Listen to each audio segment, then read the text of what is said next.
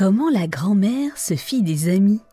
Un conte traditionnel raconté par Jean Mussy et illustré par Aurélie Guyeret, des éditions Père Castor. C'était l'hiver.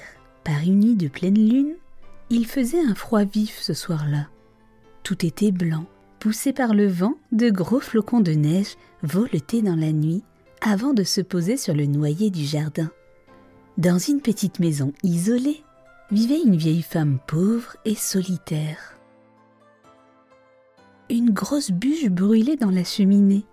Le feu ronflait et dégageait une chaleur agréable.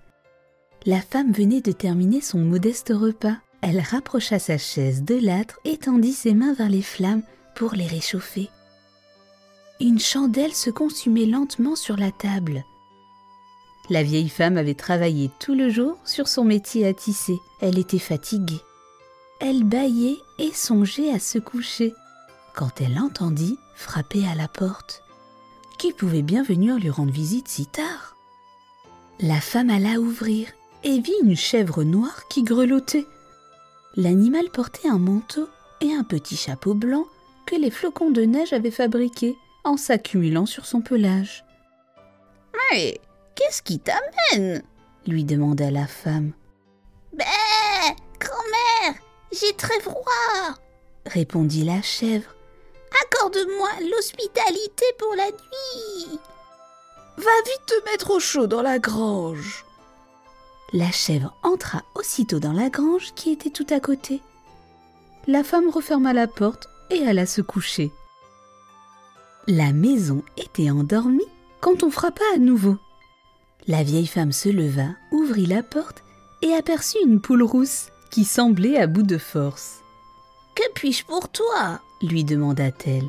« Cacaca, grand-mère, je suis épuisée » murmura la poule. « Accorde-moi l'hospitalité jusqu'à demain. » « Va vite te reposer dans la grange. » La poule s'y rendit aussitôt et la femme alla se recoucher. Le calme régnait sur la maison lorsqu'on vint encore frapper à la porte. La vieille femme se releva pour ouvrir. Elle vit un chien au pelage gris et noir qui ressemblait à un loup. Elle eut peur et referma aussitôt.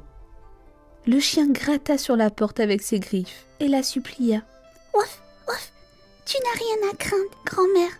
Ouvre-moi, ouf, je ne te ferai aucun mal. »« Que viens-tu faire ici ?»« Ouf, oh, je suis fatiguée et j'ai froid.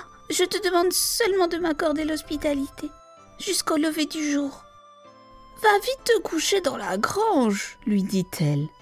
Le chien y alla aussitôt et la femme se dirigea vers son lit. Mais la vieille femme s'était à peine recouchée qu'on cogna une nouvelle fois à la porte de la maison. Elle ouvrit et aperçut un âne gris qui avait l'air triste. Elle était tellement épuisée qu'elle ne lui posa aucune question et lui dit tout de suite « Va vite t'allonger dans la grange !» L'âne obéit aussitôt et la femme referma la porte. Un peu plus tard, un chat tigré tapa à la porte. « Grand-mère, dit-il, accorde-moi l'hospitalité. Durant quelques heures, sinon je mourrai de froid. »« Oh, va vite te réfugier dans la grange !» répondit la vieille femme. Le chat s'y rendit aussitôt. La femme jura qu'elle n'ouvrirait plus à personne. Elle se jeta dans son lit et s'endormit profondément. Le lendemain, la vieille femme se réveilla un peu plus tard qu'à l'accoutumée. Dès qu'elle fut debout, elle se prépara un grand bol de café sucré et mangea 2 tartines beurrées qu'elle trempa dans le liquide brûlant. Elle regarda par la fenêtre et vit qu'il ne neigeait plus. Alors elle sortit et se rendit à la grange. Les animaux dormaient encore. La femme les observa quelques instants avant de les réveiller doucement.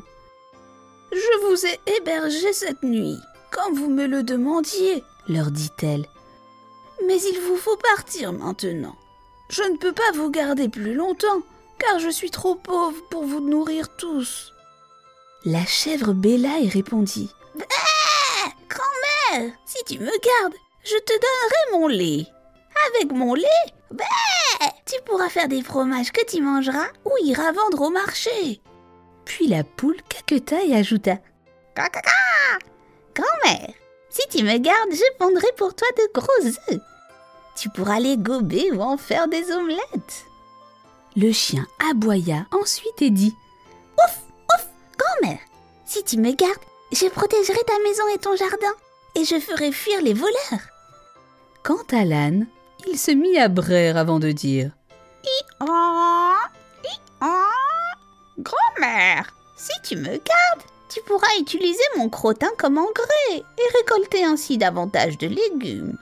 Je transporterai tout ce que tu iras vendre au marché, et en montant sur mon dos, tu pourras te déplacer sans fatigue. » Enfin, le chat miaula et dit: « Grand-mère, si tu me gardes, je chasserai les souris et les rats qui grignotent tout dans ta maison et ta grange. »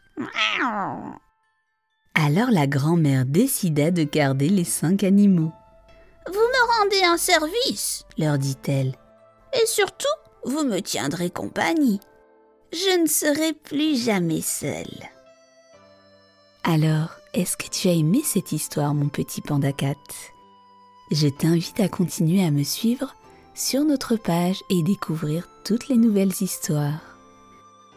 Qu'est-ce que tu ferais à la place de cette petite grand-mère si des animaux venaient toquer à ta porte en pleine nuit?